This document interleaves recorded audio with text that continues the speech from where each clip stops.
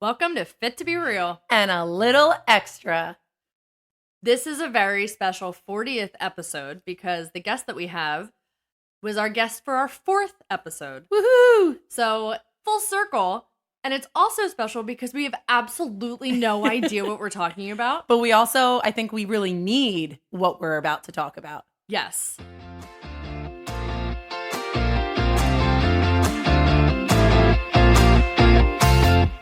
I'm Victoria. Hey guys, I'm Carly. And who do we have with us? Justin. Love it. Justin, what are we talking about today? We're going to talk about self-regulation. Explain. Yeah, so we'll get into that. First, I think I need to set the record straight from last week's episode where I was called out Oh my God. for being unsupportive. Okay. In my defense, Okay. I didn't know you that well when all of that was happening. And I didn't know. You said that well, so you did know me. Well, he was a dancer in the show. You were Yeah, a I knew. lead. Yeah, exactly. And we I didn't knew do who you rehearsals were. together.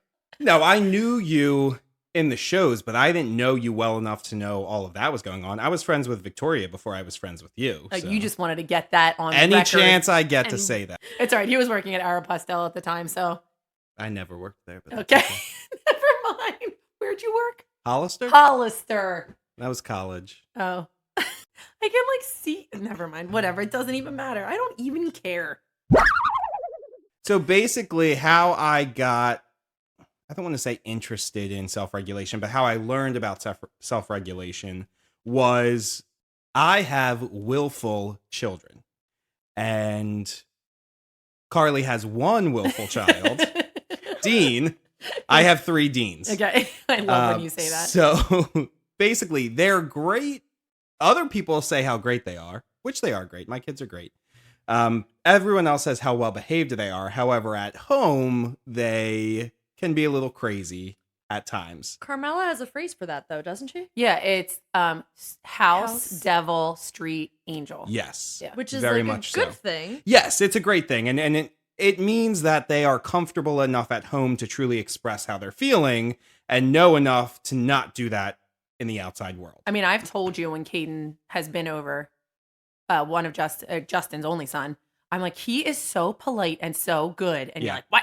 Yeah. No, he's not. I'm like, no, he really is. Yeah. And that's how Dean is at school. Right. Exactly. And that's willful children, right? They're going to press every one of your buttons and try to get you to do what they want to do at home.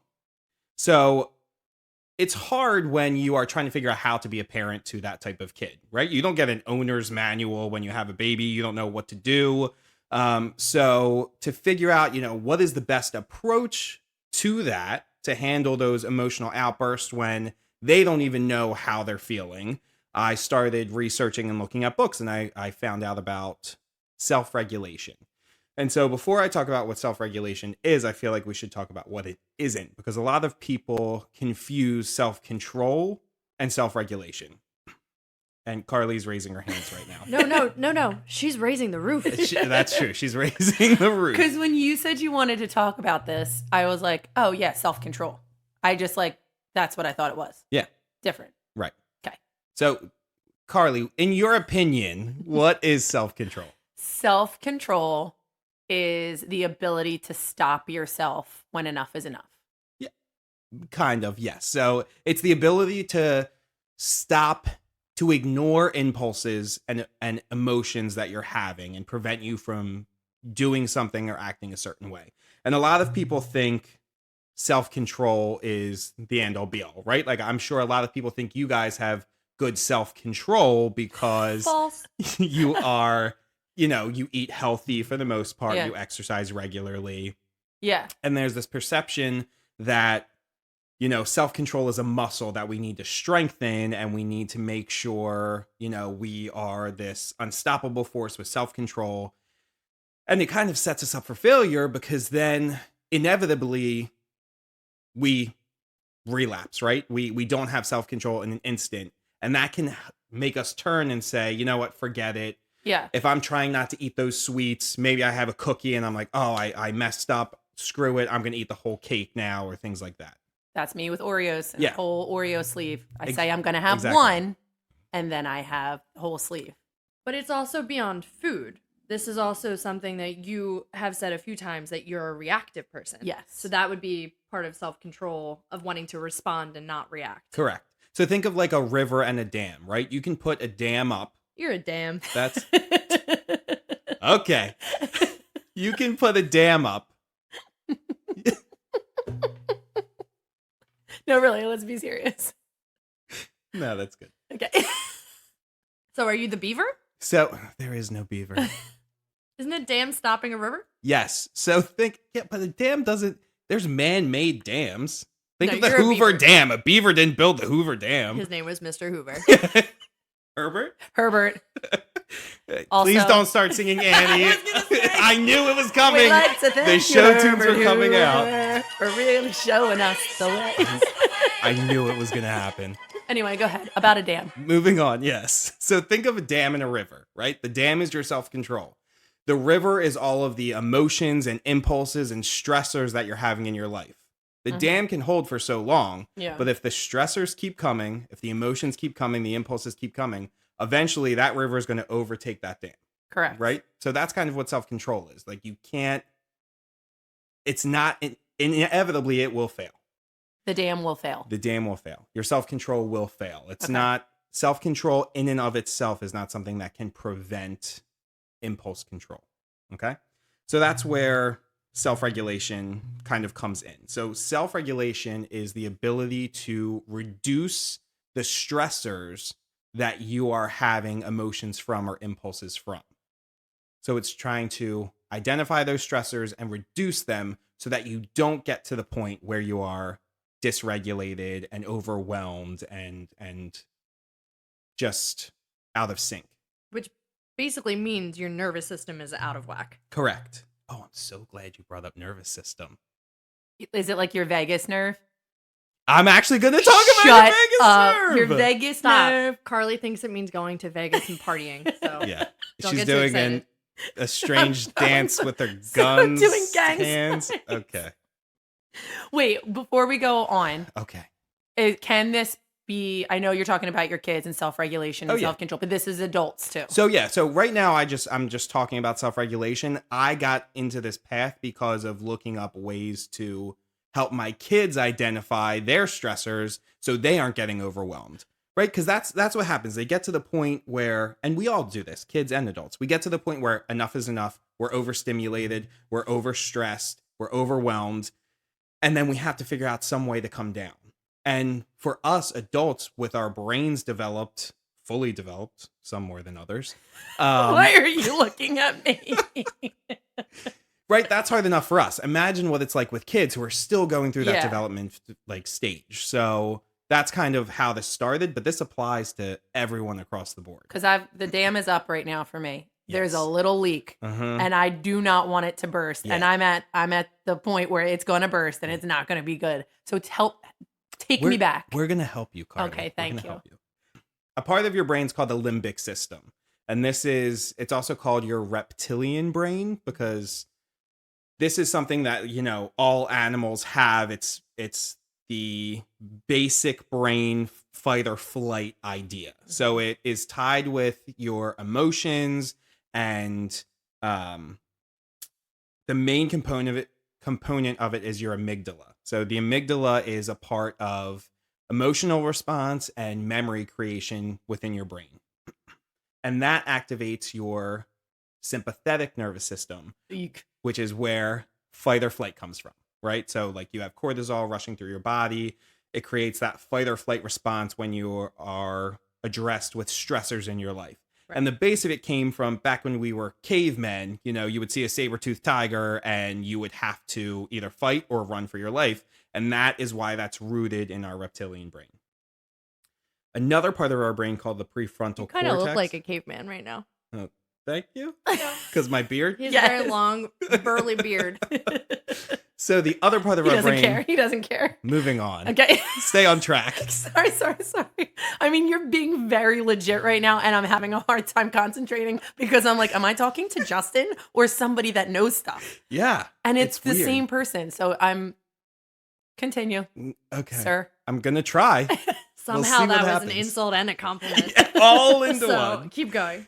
So there's another part of our brain called the prefrontal cortex, and that is where, logic and reasoning and reflective thought comes from. And what happens a lot of times is when we get overwhelmed, that limbic system part of our brain, that amygdala and our reptilian brain, takes over the prefrontal cortex, the PFC. So we don't have control of what happens. That's why when you talk about like, oh, I saw red and I was in a rage and I didn't know what I was doing. That's because that limbic system took over and you didn't have that logic, reason, thinking. That's when our kids get so overwhelmed and they have a meltdown, there's nothing that can bring them down. Right. Because their logic, the little logic that they have, is just gone. So like I said, the amygdala is also part or in charge of memory storage and creation. And so that's why sometimes when you think about something or have a memory of something, you have an emotion with it, especially when thinking of like PTSD. So when you're walking through a mall and you see someone from a year ago, you stop, drop, and roll. Like that is why that happens. It's true. Because it's tied together, that memory and that emotion. No way. And that's where like PTSD comes from and why you can hear something or smell something or I know, it's just weird see something and get that anxious feeling. That's anxiety, Carly. But also can be twisted in a good way. Absolutely. I heard someone say that a good tip for like as a bride in a wedding is that you put your favorite flower around you on the altar so that when you smell it, it brings you back to that moment. Yeah. Because they're all connected. So it can be in positive ways too. It's not just PTSD. Correct. Well, I actually texted Victoria last night and I'm laying in bed. Yeah. How about this? Yeah. And I saw my first Christmas commercial. And I texted her and I said, oh my gosh, I saw the first Christmas commercial. Now it's before Halloween. I understand that's crazy. But I said, I feel so happy. And just me watching that commercial made me feel happy. And We must read this. I didn't know what the emotion was. Carly, just saw my first Christmas commercial. It actually made me feel happy, like the music and the colors. Is that a thing? I said, happiness? Is happiness a thing? For some. Carly, I don't know what it is, but it's tingly. Me. Okay, I may have told her that it may be an STD of sorts. She said, I knew it wasn't happiness. I said, happiness is only for some. I was kidding. But yes, that is exactly what we're talking about. right. So you're connecting a memory, the memory you have of a really, being happy at Christmas. And that's why happiness is what comes up for you. Yeah. Now, some people That could be the opposite. could feel the complete opposite. Exactly. So it's different for every person because everybody's brain is different. Yeah. So that's kind of like the basic of how you have these two areas of your brain competing for how you feel and how you're regulated. And that's why it's important to reduce the stress so that your limbic brain, your limbic system doesn't take over and you can stay, logical and reflective and reasonable and things like that. Yeah. So there's 3 R's of self-regulation. There's recognizing, reducing, and restoring. You want to recognize the stressors, recognize when you're overwhelmed, reduce them, and then restore the energy. So we'll kind of talk about each one. So recognizing, it can be hard to recognize when you're overwhelmed. Oh, yeah. Right? I think that's the hardest one. Yeah. Carly just busted through the door like Kramer on Seinfeld. And we kind of had to be like, okay, take a breath. Like, we're not in a rush. We'll wait for you. We'll wait for you. Because we've been waiting. She was late. Because I was running from somewhere else. But that's me. Yeah. Like not a bull in a china shop. Because I don't like mess No. things up, but I'm always coming in hot. I'm coming in hot. Yeah. Always coming in hot. And I don't love that. Right. And that's part of what you have going on with your life, right? Like, I kind of think you're trying to do it all because Right. you are. So you have a job that is kind of close to as 24/7 as you can get because you have the accountability piece where you're always on call. You have the classes, you're preparing for the classes, you have every other aspect of it. And then you're also trying to be a mom on top of that. And you're trying to do all of the mom things because you feel like you are slacking if you don't do those things. Oh, So like yeah. you want to be at home. You want to be there for dinner. You also want to be there for school and for every activity and to be homeroom mom. So that is a lot to put on yourself. Are you in my brain right now? Yeah, I know. Because you are every other mom in this world. Yeah. You are my wife. You are my friends. You are everyone. I agree. But I would also like to learn how to not come in hot. Yes. And like recognize, be like, take that, as Victoria likes to call it, breath. Yeah.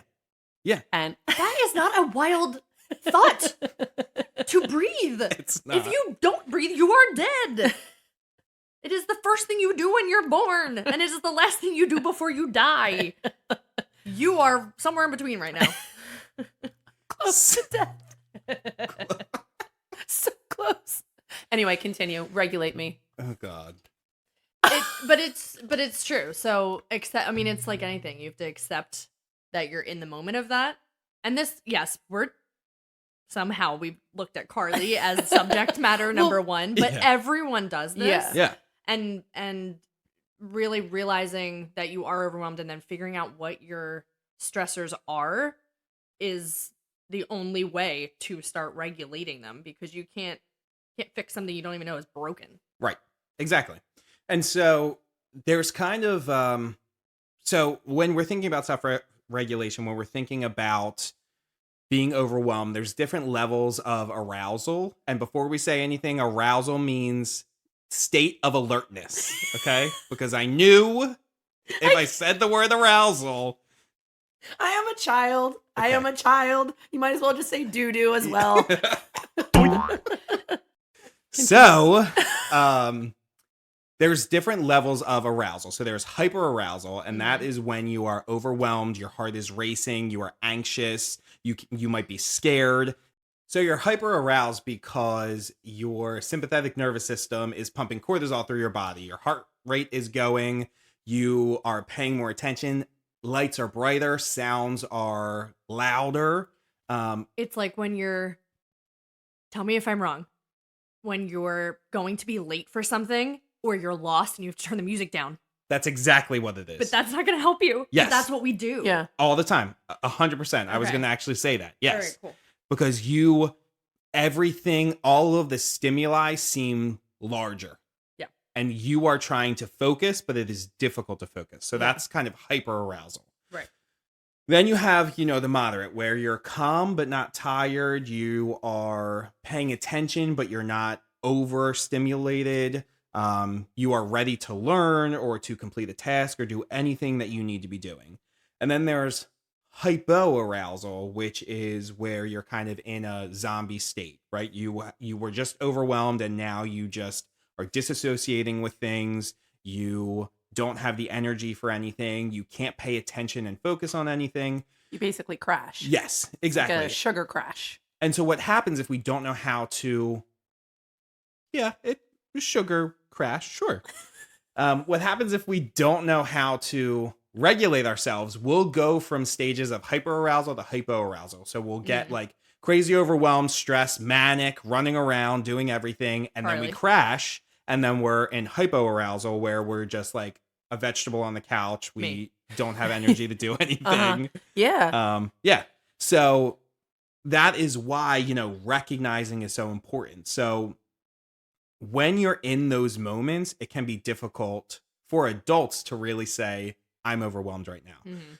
So it's important after the fact to be, and I think I said this on episode 4, to kind of do a journal of how you're feeling. Reflection. Yeah. And say, I didn't handle that situation well, or, I didn't feel good about how I acted or what I was thinking.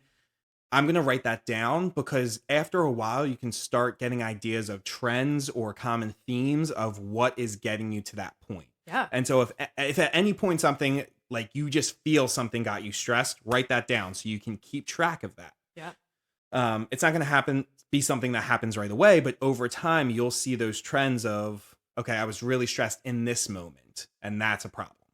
Well, if your Instagram feed looks like mine, you constantly see different psychologists posting things, and they say your brain, the more what you tell your brain is what your brain starts to believe. So the more you are self-destructive, then you start to believe that you're those bad things about yourself. Yep. So if you start saying really good things, and even if you don't believe it yet, then it turns into this belief system that you are amazing, you can succeed, you can do these things. So if you find that reflective moment, which you do have to take the time to do, Mhm. which is step one of like failure. Yeah. Not taking the time to reflect and journal, which we like make fun of. Like Mhm. little teenage girls journal. Oh, you're journaling? Why? I don't understand why we do that Yeah. as a society. But if you start recognizing all of these triggers, yes, I said triggers, Mhm. and write it down that the word trigger is something you have a feeling about, Triggered. that you feel triggered Yeah. about. It can start to change, but if you don't take the time, then obviously no change will happen. I mean, that was Captain Obvious, but I No. was talking about myself to myself. And I read something, it said, our feelings are looking for support, not solution, right? So a lot of the times we will vent to our best friend, our significant other, our parent, and they will want to help us. And so they'll start giving us ideas. Try this, Yes. try that.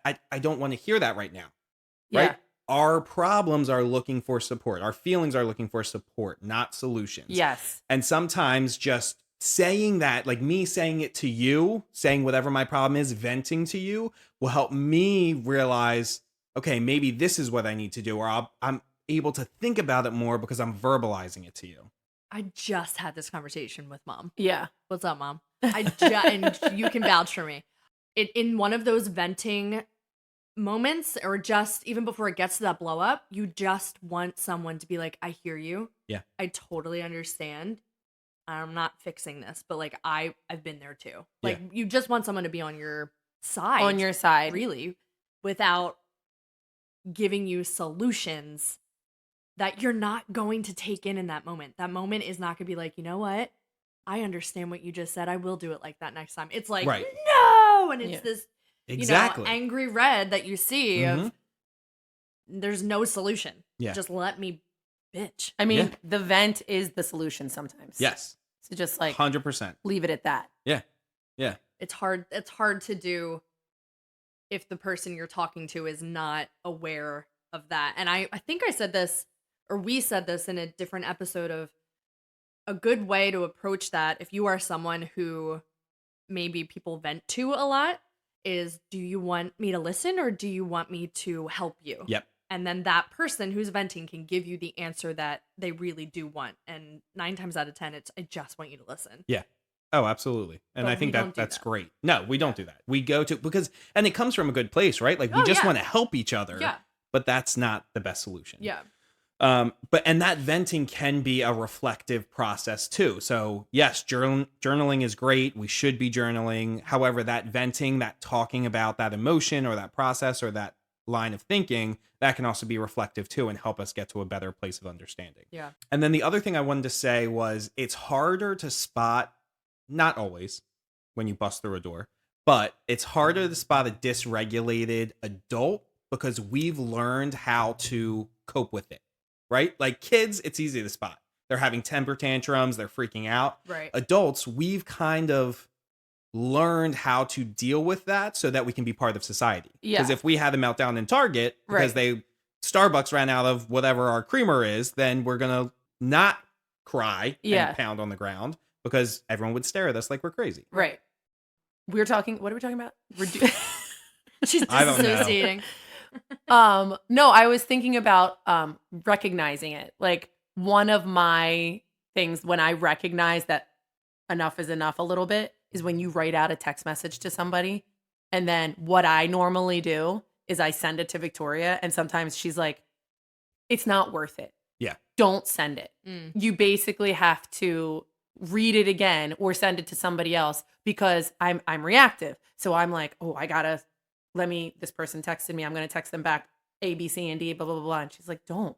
It's not worth it. Take a minute and delete that. You know what I mean? Yeah. It's like one of those things that's.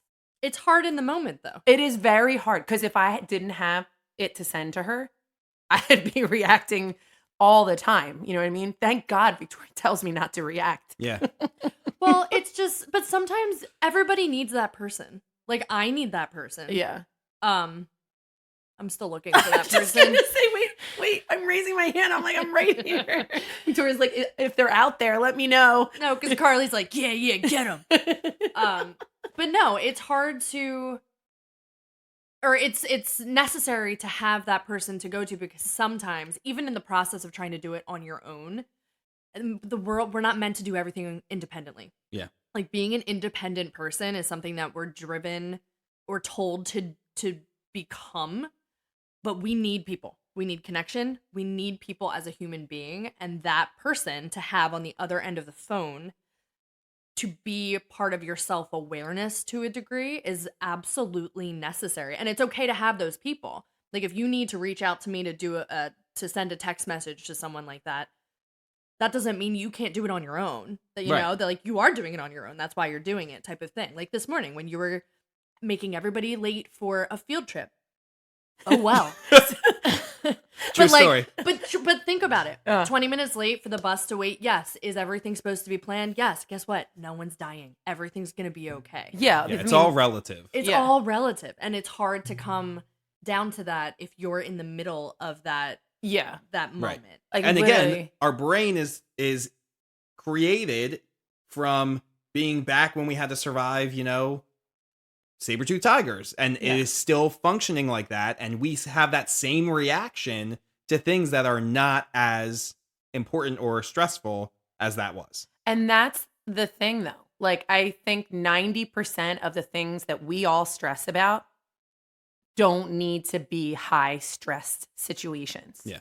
And how do you get rid of them? Yeah. No, I'm asking you. I mean, practice, right? Yes. And it's all about practice. And I think it's important to say, right, like, and I say this all the time, whether I'm at work or in general life, like, your truth is your truth. So how you're feeling shouldn't be negated by other people. So yes, you are stressed. It's not about not feeling upset about the situation. It's about not letting that overwhelm you to the point. So you can feel bad about, you know, making the bus late. I mean, I got in a car accident. Okay. I wasn't at Starbucks. Throwing a tantrum because they ran out of your creamer. Right, well, now we have to explain it. So Carly got into a little bit of a fender bender, and she was headed to a field trip, and everybody was getting on the bus. She was chaperoning. So she was 20 minutes late for the bus, and they had to wait for her. That's not a life or death situation. Right. That just makes you feel bad because you're the one that's holding everything up. So yes, you're going to have that moment of basically insecurity that you're now the one that everyone's like, who are we waiting for? And also the stressor of trying to rush and get there, and maybe you're breaking traffic laws, and maybe you get into another accident because you are going into like fight or flight. Yeah. But it doesn't have to be fight or flight. Right. Exactly. Yeah. And that's the whole point. So one approach to identifying ways to reduce your stressors is the 5 whys. So you start with the problem, and then you keep asking why until you find something that you can put actions towards. I thought you said 5 wives. No, that And I was sounds like, horrible. Well, this took a turn. We were definitely learning something today. I don't know how they do that in Sister Wives. Well, it's not going It's well. not. Yeah, Yes. well, yeah, there you go. There you go. So you said whys, the 5 whys. 5 Okay. whys. What are they? So it's you keep asking why because of this problem. So I'll give you an example. For a while, we struggled with Caden in the morning because he just wouldn't get ready for school. He was always upset about getting up in the morning and getting ready to go to school and all of that. So it's important to keep asking why, right? So Caden struggles to get ready for school in the morning. Mhm. Why? Because he's overly tired in the morning when we're trying to wake him up. Why? Because he doesn't sleep well because he has to sit up when he sleeps. Why? Because laying down, he feels like he can't breathe correctly. Why? We took him and it turns out he has sleep apnea. Why? Because he has some type of inflammation going on because he has allergies, and we're trying to figure all that out. So we kept asking why, right? Like, start with a problem, start with an emotional state, keep asking why until you get to something that you can put actions towards. Right. So you can use it in multiple other situations. For me, for example, I get a lot of anxiety at work when I'm dealing with Carly. big problems. Yes. I meant nursing, but sure, we'll go with CFIT. Continue. And asking my whys, it got back to the point where a lot of times when I get to the point where I'm overwhelmed, it's because I haven't eaten. Stop. Yes. If I cannot function, like I have a faster metabolism, so I can eat a lot or I'm constantly eating throughout the day. Right. So that is one of Cool. So that's like a reason I now have snacks. Like Abby gets me a lot of snacks to bring to work, like healthier snacks like nuts and like different things like that, so I can have them ready at work. So I meal prep now. I have fruit that I bring. So I constantly eat throughout the day so that I don't get to the point where I'm overwhelmed. Angry. Yeah. But how did you even figure that out? Because I started noticing that all of the times when I was losing it, it was because I was hungry. And then I would go off the deep end. I just clapped into the mic. Yeah. And then I would go off the deep end and I would just eat crap because I was so hungry and I just needed something quick. And so I would go to the cafeteria and get pizza or fries or gross nachos or something that I could just grab and eat because I was ravenous at that point. Yeah. And it kind of fed into each other. Like the more anxious I get, the hungrier I got. And the hungrier I got, the more anxious I got. Yeah. Um, And then you're eating stuff that doesn't make you feel good, and then it makes you feel worse. Yeah. It's just like the Snickers commercial, right? Like Yes. sometimes you just need to eat something because you're so overwhelmed. And for me, when I am hungry, it is like night and day. I consider myself a very rational person, logical person. Mm-hmm. Don't give me that face. When I am hungry, that goes out the window. Yeah. I get overwhelmed extremely quickly. I snap like the kids. I don't do well when I'm very hungry. So what's your problem? I think it's tired. You know what? Melody asked me yesterday. She said, "Mom, when do you think you're not going to be tired?" Oh, I know. So sad. But that's true. I was so Yeah. sad. I was like, oh, that made me so sad. Yeah. but it's tired, and that's a cycle too, because why are you tired? Because you're overworking yourself. Why are you overworking yourself? Because owning a business, that's what you have to do. Why are we owning I mean, it goes back and back and back and back. Can you do more than 5? Yes. Can you do more Just than keep 5 asking wise? why. 10 wise. It's Yeah. fine. And it's fine. It's like cracking. I wasn't like kidding about the damn cracking. Like it's Yeah. I know. And that's okay though. Like, I think at some point you have to let that happen. Yeah. You're so It's also a tightly sign. Yeah. wound. Yeah. no, it's not that I'm tightly wound. It's trying to keep it together. Yeah. I'm not like type A. I could care less. No, like, no. Trying to not let the dam break. Yeah. You have to be tightly wound. I mean, you have to keep it together to not let it crash. And a reason why it would crash is, I mean, it's everything you said. It gets, it overflows. Yeah. It overflows. And then that's where you are right now. Yeah. It is over. And why? Because you're tired. Yeah. I'm tired. You're exhausted. I know. And I think Nothing is good when you're Yeah. exhausted. No. Yeah. And I think everyone's like that. Yeah. I know. No, I'm not right. any more tired than anyone else. I just don't think I handle it as well. You love Honestly, that phrase. You are every mom that I know. I know. How you're feeling right now and how you're acting. It's not people are so critical of themselves right now, and we need to give ourselves more grace, because like you're saying things that I know Abby feels the exact same way about, Yeah. right? Like you are not the only mom that feels like they need to be doing more, or like it's a society issue right now. Yeah, so help me fix it. Okay, I'm trying. I don't I have a mean, magic wand though. There's only you- so much I could do for you. Jesus. I mean, but you have to do the whys, I think. Yeah. Like you Yeah, have so- to break it down. I mean, can you just break it down until you can't break it down anymore? All right, why are you all right. Let's do it. Let's do it. Oh God. Putting into practice. Why are you tired? I don't know. You don't know why you're tired? I mean, I mean, I So is it honestly? Is it the point that you're getting into that hypoarousal where you just were overstimulated before, you were hyperaroused before, stressed, running around like a maniac, and then you just get to a point where you crash? yes, I feel like I crash at night and I past 8 o'clock, I cannot function, Okay. but I don't go to bed.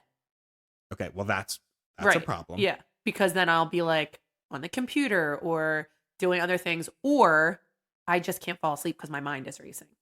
Yeah. You said a lot, so let's break it down. So why are you tired? Because I don't go to bed at 8 o'clock. Right. Why don't you go to bed at 8 o'clock? Because there's just too much to do after I get the kids to bed. I Okay. still have to What is there to do?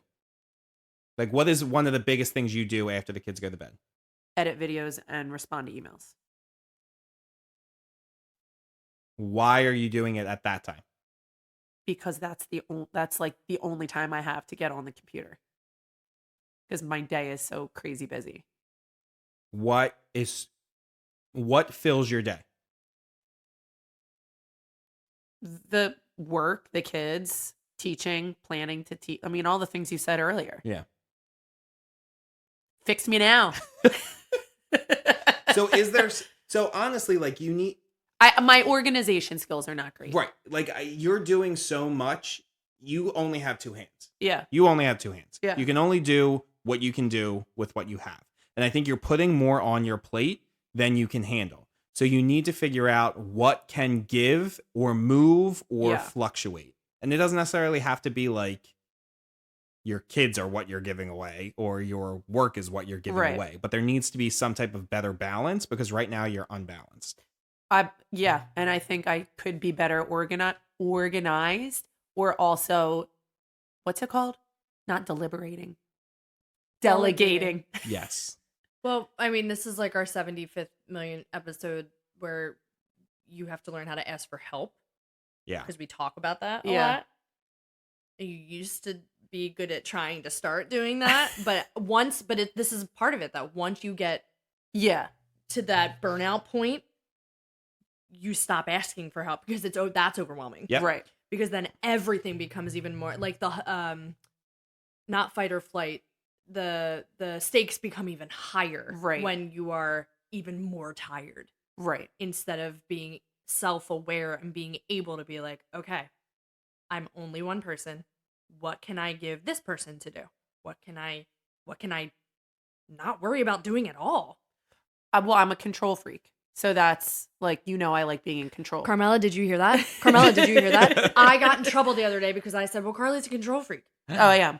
And I said, Carly will tell you she is. Yeah. Yeah. But that's because if you're not, everything will fall apart in your brain.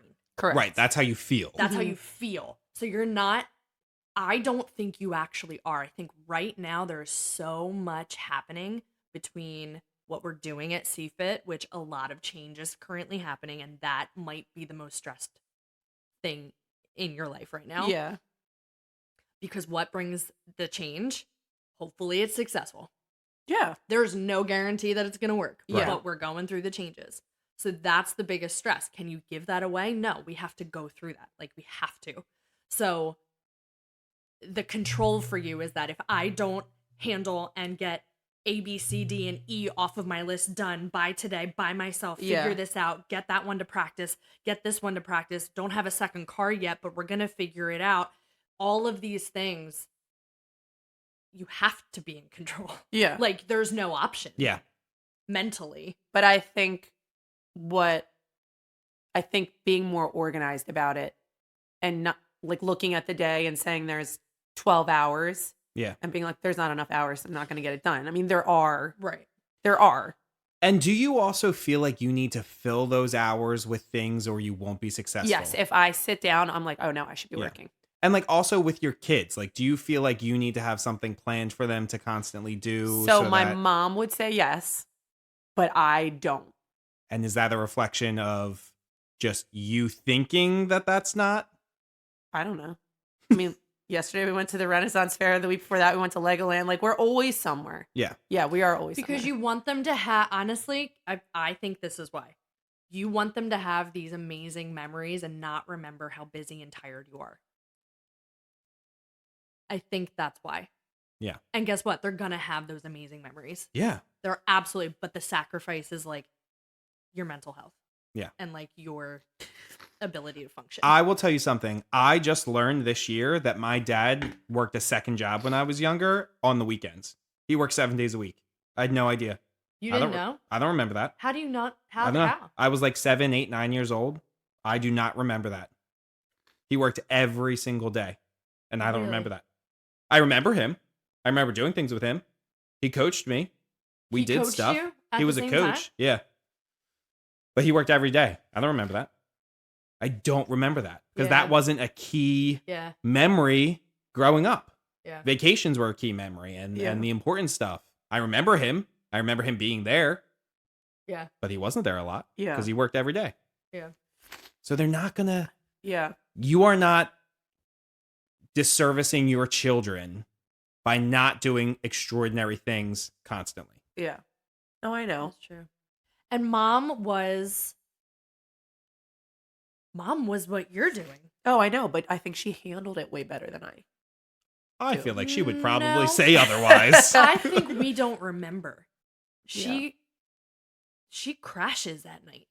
Can still. Yeah. And she did back then, and we would go sit and watch her dance classes like the kids go Yeah, to but I CFIT. loved that. And, And your kids love that too. Yeah. You know, and there's nothing wrong with that. And we did things on the weekends. We also did nothing on the weekends. Yeah, but no, I know. I know it's like a fleeting time, but right now it's like, Yeah. I'm in it. It's everything. But, you know, just like everything else, it's a blip. Yeah. And it's going to be a blip when you're over the, you know, when you think of that, like getting over the hill and you're on the other side of it, you can always reflect back. Yep. But getting to the other side of it, It's hard. oh my God, it's like you wish you had magic. Yeah. To fast forward and see what it looks like and Yeah. be like, oh, this is all for something. Right. It was worth it. And Worth the stress and the sleepless nights and like the anxiety over it, you know, it would help with it. Shut your face. we have to say it Shut every your face. episode. Shut your face. Here's what I heard on a podcast once. Who was it? Megan Trainor. I was listening to Megan Trainor on the Jay Shetty podcast. And she said, the only thing that can help a brain is another brain. Meaning, Yeah. Yeah. a brain that went to school to help brains Yep. is who you go to. Yeah. And that's for everybody. I'm not saying this for just Carly. I'm saying it for me to keep myself in therapy, to be honest with you, because sometimes it's too expensive and I think, oh my gosh, I can't afford this, blah, blah, blah, blah. But you have to. I Yeah. just have to. And I just had this conversation with mom of like, life is too expensive. Why are we overworked? We're trying to pay for life. Yeah. Yeah. Life's not about money. Nope, it's not. But it's really hard when you don't have it. Yep. And it's really hard to feel like there's things that you can do or can't do because of the money situation. Yeah. And that's the world is too expensive. Yeah. We are facing something generations before us did not have to face. No. It is extremely difficult. What? What? Just how expensive life is. The difference between cost of living and income is unlike anything. You don't think that it's just No. okay? No. You're going to say it's relative to the times. Yeah, No. yeah. No, it's Things are obviously more expensive now, but like dollar value, yes, because inflation. However, the dichotomy that exists between what you're making And what percentage things wise cost. and what everything costs just to exist in this world is vastly different. They're calling it a silent depression. Yeah. Think of how many people used to live like 40 years ago off of a single family income. Yeah. That doesn't Yeah. happen a lot today. Single family. Single Everyone family, was a one. stay-at-home mom. Yeah. Yeah. Only one person needed to go to work. Yeah. It's so not like that right now. I No. don't even have kids and I'm like, I need Yeah. need somebody else to help me I with know. the bills. I know. Yeah. And that's a piece of the tired. Yeah. And that's a Yes. piece of the hyper stimulation that everyone is going through. So yes, Carly's, what I said before is that's your favorite phrase. Carly doesn't like to feel that she has it worse or better than anyone else. So in this completely stressed out moment, there are people who have it worse. Yes, there are people who have it worse. Yeah, no. Yeah. And there are people who have it better. Yeah. But you are not less tired than someone else or more tired than Yeah. someone. You know what I mean? Like, yes, everybody has an equal relative way that their life is, and they could say they're just as tired as you. It's just in a very different way. Absolutely. So your level is the level that you can't handle or can handle. Yeah. You can't handle it right now. Well, that's what I was just going to say. So did you want this to happen today? Can we get to the third R? Yes, please. Tell me how to fix with the third R. So the third R is recover. I'm gonna kill you. I'm The gonna third freaking R. kill you. The third R is recover. And it's about, recovering the energy. We're talking about energy. We're talking about being tired. Mm-hmm. You need energy to prevent those stressors from taking over. Okay. Right? So a couple of different things. One, you need to be doing things that restore your energy. So that is specific to each one of us. Depends on what we do. Some people like to be alone and read. Like for me, I am a mix of extrovert and introvert, right? Like I like being... So you're an ambivert. Yes, Okay. correct. I like being at CFIT, being on stage, talking to people. I like public speaking. However, that takes a lot out of me. Mhm. Afterwards, I need like time by myself. I need to sit and read or listen to music on my own or be away from everyone. We were just on vacation and Abby will talk to anyone and everyone. Like she is extroverted, will talk to strangers. And our one day in Florida, we were talking to all these people, making friends. It was great. The next day, I was like, I am exhausted. I just need to not talk to anyone. And of course, we were in St. Pete's and people were coming down for the Tampa Philly game, like the Eagles game. Oh, yeah. And so there were a ton of, we knew they Philly were people, Phillies yeah. fans. They were loud, they were obnoxious, they were cursing. And Abby's ears perked up and I was like, please don't say anything. Don't say anything. I need to relax. And she was like, are you from Philly? I was like, oh, here we go.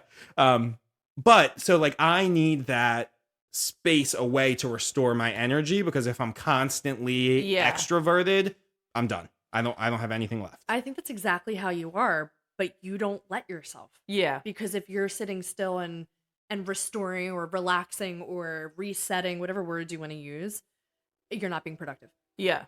And that's a problem for you. Well, I think I think when you have a long laundry list of things to do, sitting down seems like what you should not be doing. Right. But if you don't, then you'll get to this point. Right. So what Yeah. if that, so like it's a rewiring that and I do it too. Yes. Yeah. I do it too. This morning I didn't have to get up and out and I chose not to get up and out. And I was like, there's something I need to be doing. I Yeah. have to clean my house. I have to do, I Yeah. had to make a list of things I needed to do. And I didn't need to do that. Don't Yeah. make me sing it. I'm a hustler, Oh my God. Just want you to know. baby. Your hustler is going to kill us all. Hustling right into the grave. But that is true. I guess you have to find what is your recovery, what Yeah. makes you recover or reset. And for some people, that's Yeah. friends. For some people, that's yoga. For some people, that's listening to music and dancing. Some people, it's reading. Like it is very specific to you. You need to figure out what that is for you. Time with family, time with friends, whatever it may be. Yeah. But that's also hard to figure out sometimes. Yeah. If you don't. If you don't You do know, it, if you don't do it, yeah. So it's trial and error a little Yeah. bit, like Yeah. figuring out what does work for you. Literally, this happened on Sunday. I had to tell myself it's okay not to do everything they want to do because Wow. we went to the park twice. Kaden and I had to catch outside for a while, and they wanted to ride bikes. And Abby had a million things to do on Sunday. She was like picking up her parents from the airport. She was running here. She was running there. So I wanted to do all those things with them, and then they wanted to go for a bike ride, but Caden's just learning how to do it without training wheels. Yes, he's 8, but he's doing a great job. Oh, we're not there yet. So you're ahead of us. Yeah. But so like he needs someone paying attention to him, and then there's Isla, and then Emma the baby, she's 2, she needs someone with her. So there's no way I could do it. And they Yeah. got upset we couldn't go, and then I felt bad because I Right. couldn't do that. And I had to tell myself, like, it's okay to say no sometimes. Yeah. I don't have the bandwidth. It is okay to say no. Did you cry about it on a podcast? I did not. Do you want to? Maybe next time I'm here. The 400th episode. We'll just keep adding zeros. Oh my God. Um, Wait, can you do me a favor and go over the 3 R's again? The first one, it's been a minute. Recognize. Okay. So what is stressing you out? You better What gets you recognize. overwhelmed? Reduce. Figuring out Recycle. ways to reduce. Do not recycle. Reduce and recover. Okay. So getting that energy so that you have energy next time those stressors come. so it doesn't get you to the point that you're overwhelmed. Okay. Here's my next question. You said you started getting into this because you were doing it for your kids. Yeah. How the heck do you make them recognize that they're about to? Yeah. No, that's a great question. I was afraid we wouldn't have time to get into this. So I'm gonna. no, I'm dead. That was a dead serious statement. So part of it is emotion recognition. So what we started doing at home a lot is talking more about our feelings, not only the kids' feelings, but our feelings. So I feel this way when. So they understand that cause and effect of feelings and emotions and things that cause that. So I'll tell them like, guys, I'm getting very frustrated because this is happening. Yeah. So that they know what frustrated is and what causes people to get frustrated. So then recently Caden was like, something happened. I can't remember what. And I was like, how are you feeling? He's like, I'm frustrated, I'm angry, and I'm mad. That's crazy. I said, you know what? Yeah, I would be too. And validating those feelings for them so they can understand, you know, it's normal to have this emotion. The worst thing we can tell someone to do is calm down. And that's like our first thing to do, right? That is my biggest pet peeve. And I've said it to Mom, and Mom never used to say it to me, but she knew that would get me upset when somebody tells me to calm down. Yeah. That makes me go nuts. Yeah. But how many times do you say it to your kid? All the time. Exactly. Oh, wow. Yeah. And that's the thing. I tell Telling Dean to someone calm to calm down in the history of forever has never actually worked in having them calm down. Because what if he had like the brain to be like, how, Mom? Yeah. Yeah. Because how? If we don't teach them. Exactly. And so that's the How? other thing. When they are calm, talk about that. So say, you're really calm right now. So they know what calm feels like. Right. Because if you say calm down, I don't know what's calm. I don't know what calm is. Yeah, they don't know. No. So bring that up. In moments when they are calm, just reinforcing that feeling like, you look really calm right now today. Like, how are you feeling? I'm going to say that to Victoria all the time. Victoria, you look so calm today. Yeah. I'm faking it really well. And like, we just got in the car to go to an appointment for Caden, and Caden I picked him up from school, and he gets in and he goes, I'm feeling really good today. I'm having a really good day. And I was like, Bud, I love that you just said that.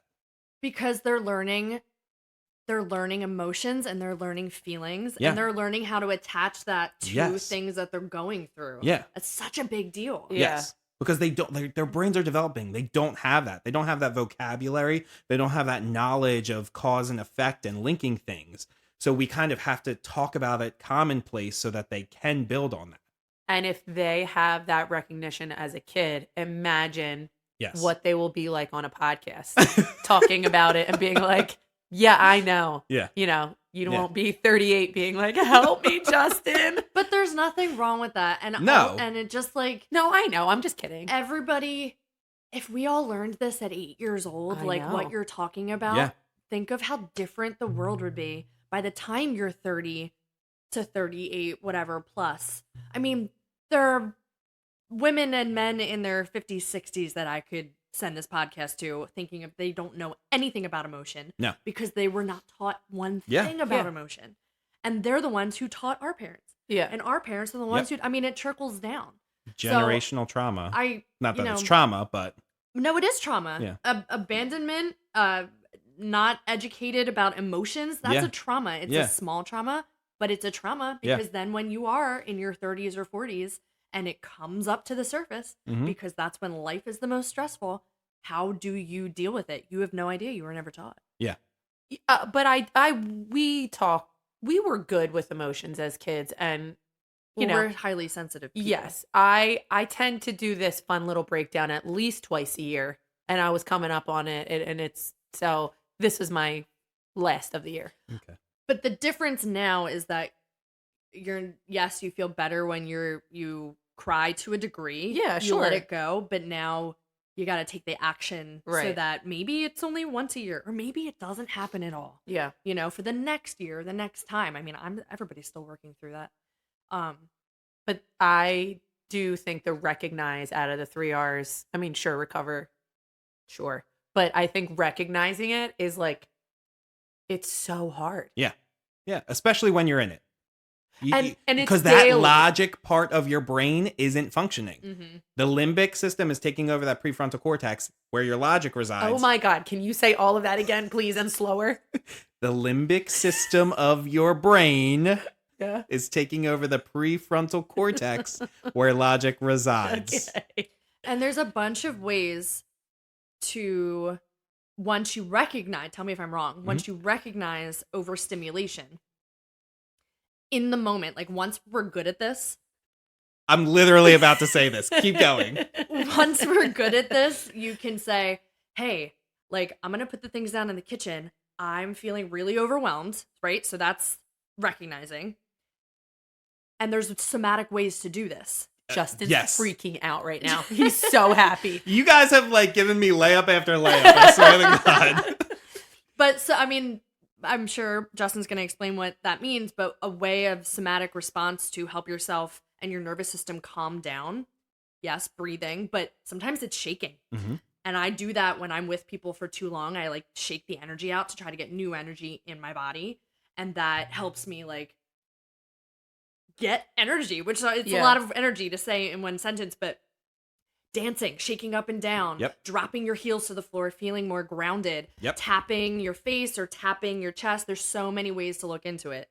And that might be for you, like when you're maybe when the kids are running around and you're like, it is 6 o'clock, I have to go teach. That has to be a moment for you to like, you know, when the world is spinning around you and you're in slow motion and you're like, oh my gosh, that is where you would find something that works for you. Yeah. To take me basically what I would consider as off the ledge. Yes. Of going over correct the dam. Yes. Yeah.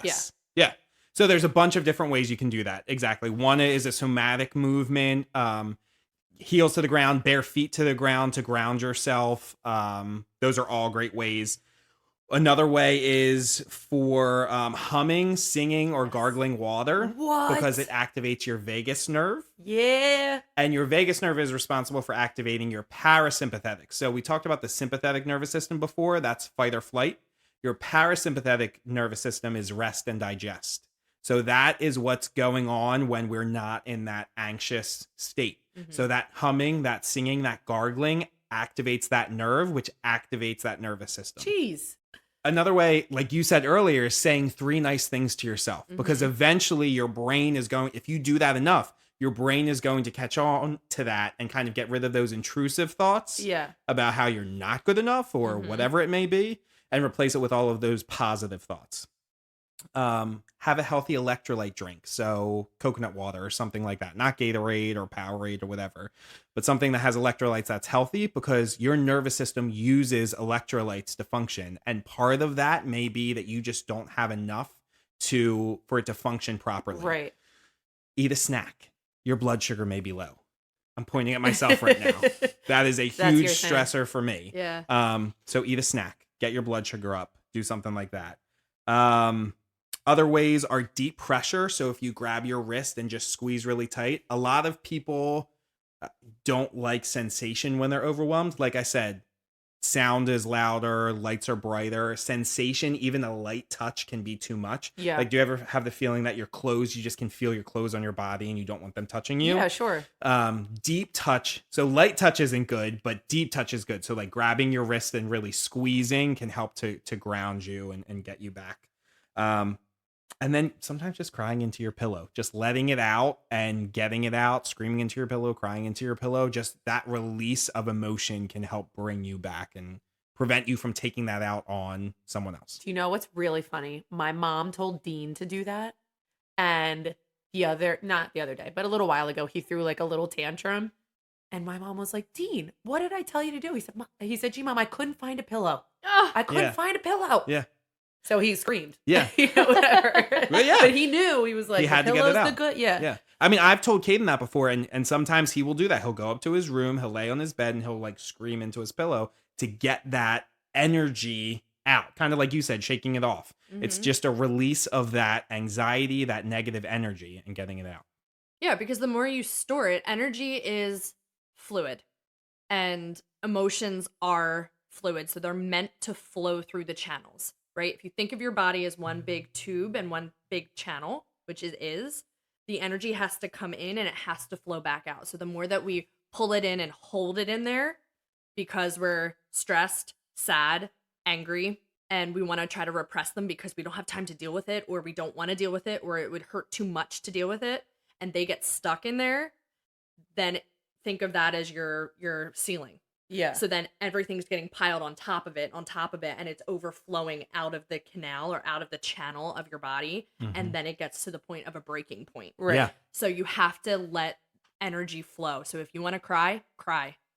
No one is too sensitive to cry. Yeah. Like, it's not a sensitivity. And I'm not saying that for you. Yeah, I was going to say, I don't care about crying. No, I'm not saying Yeah. that for you. Everybody thinks that. Yeah. Like, oh, they're crying. Oh, that makes you cry. Oh, you have a feeling about that? Like, why that's such a negative thing in the world we live in, I Yeah. don't know. Yeah. But your energy has to flow through. So if you're sad, be sad.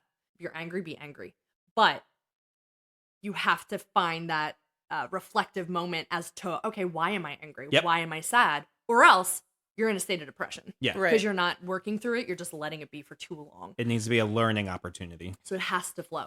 And Don't and think just anybody because I've read about it and learned it and are trying to do certain things doesn't mean I'm an expert by any means. Like I mean, you sound very legit today. oh well, thank you. I try. Yeah. I still yell at my kids when I shouldn't be and get overwhelmed and lose it. So it's Because you're human. And yes, that's, exactly. You have to forgive yourself or give yourself a little Exactly. bit of grace for those moments, because you're not going to get it right 100% of the time. You're not Yep. going to get it right 90% of the time. Oh yeah.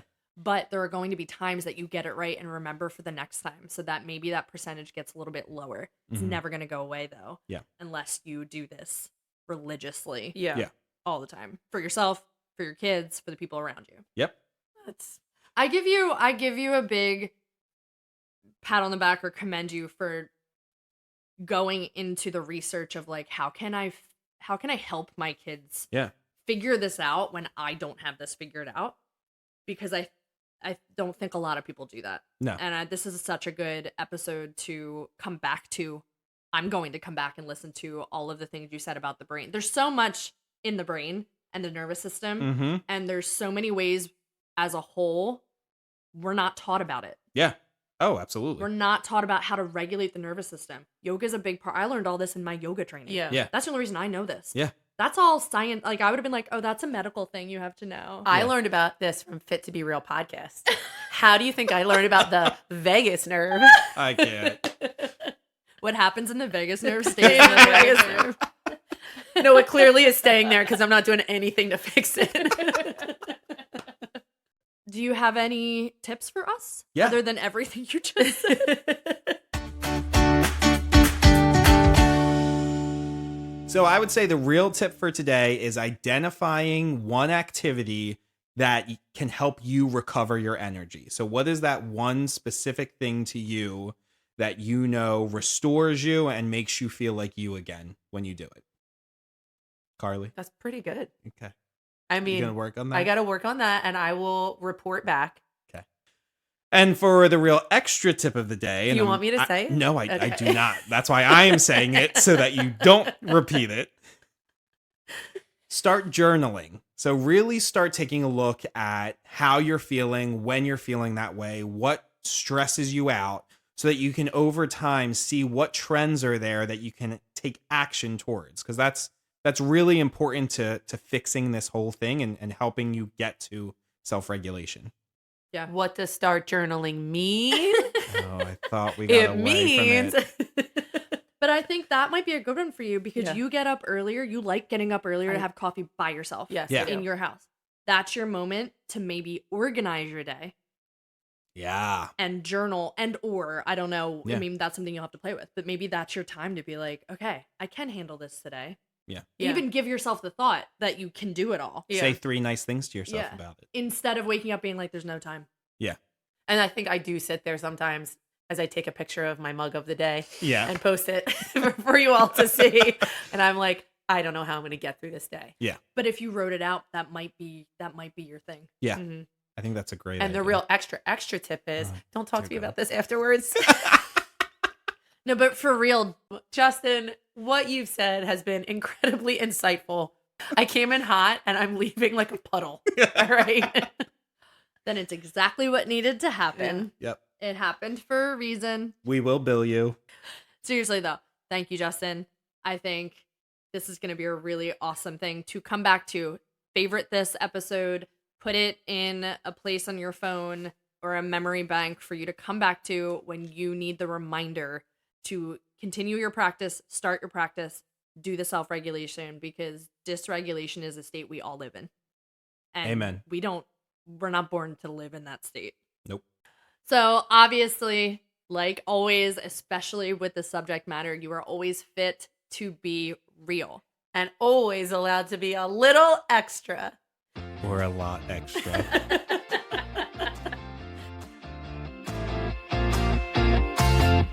It's okay. I'm fine. Guys, I'm fine. It is, I'm fine as the flames are around. For legal reasons, we have to tell you that this podcast is meant for entertainment and educational purposes only. We are not healthcare professionals. For all of your health, wellness, fitness, and self-care needs, please refer to the medical professional in your life, your primary care physician, your therapist, a certified coach, whoever it may be. And then let us know what they say, because I guarantee we need to know it too. Okay?